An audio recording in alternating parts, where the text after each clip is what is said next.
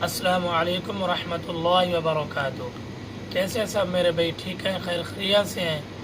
उम्मीद करता हूँ कि सब ठीक होंगे, खैर खैरियत से होंगे। दुआ करता हूँ कि अल्लाह पाक आप सबको अपनी हिफ्ज़ अमान में रखे, आमीन।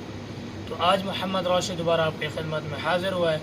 जैसा कि आप सब भाइयों को पता है कि इनको सूरत शम्स की आखिर वाले जो आयात हैं इनको मैंने तजवीद के साथ सिखाई थी, तो फिर इन्होंने माशाअल्लाह बहुत अच्छे तरीक़े से सुना दी थी।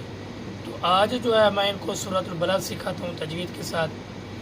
सूरतुल बलद की 10 आयात इंशाल्लाह मैं इनको सिखाता हूँ तजवीद के साथ। तो अभी हम शुरू करते हैं सूरतुल बलद। अऊज़ु बिल्लाहि मिनश शैतानिर रजीम।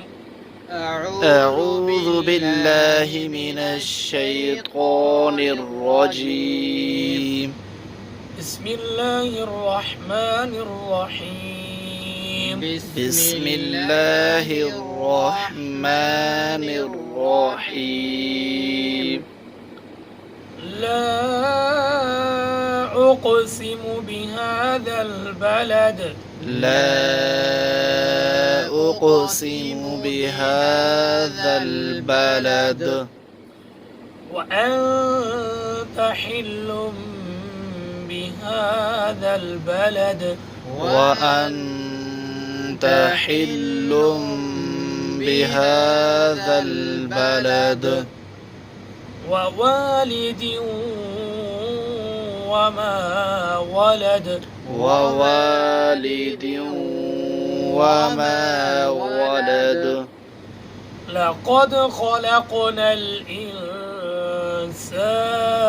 في كبد لقد خلقنا الإنسان في كبد أيحسب أن لن يقدر عليه أحد أيحسب أن لن يقدر عليه أحد يقول أهلكت مالا لبدا يقول أهلكت مالا لبدا أيحسب أن لم يره أحد أيحسب أن لم يره أحد ألم نجعل له عينين ألم نجعل له عينين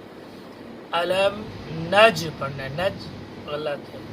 ألم نجعل له ألم نجعل له عينين ألم نجعل له عينين ألم نجعل له عينين ولسانا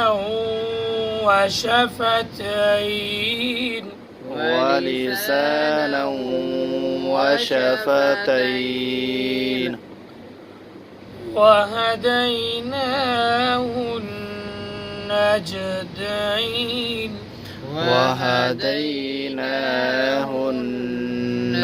النجدين وهديناه